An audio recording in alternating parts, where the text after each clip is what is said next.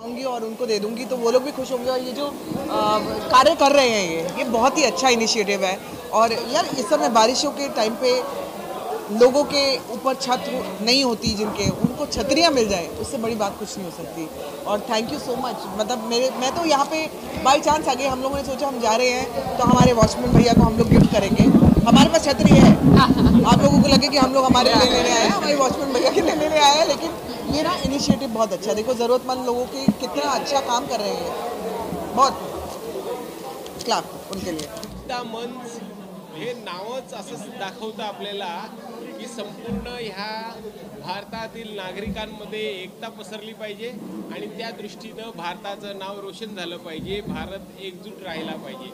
ही भावना या शिक्षण क्षेत्रामध्ये ज्यांनी अख्ख्या राज्यामध्ये आपल्या शिक्षणाचा, आपल्या सेवेचा दबदबा निर्माण केलेला आहे, असे अजय कौल सरांच्या मार्गदर्शनातून ही एकता मंच सुरू झालेली आहे।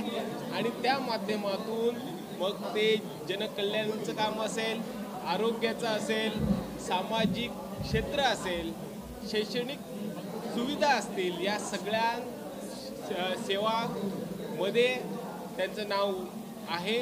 आणि त्याच माध्यमातून एकता मंच हे असे निरनिराळे कार्यक्रम घेत असतं।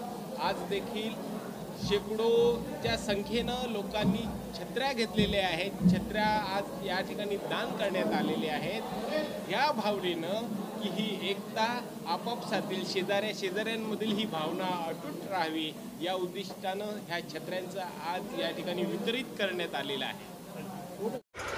नवीन घडामोडी पाहण्यासाठी आजच आम्ही मुंबईकर 24 तासला लाईक करा, सबस्क्राइब करा आणि अपडेट रहा।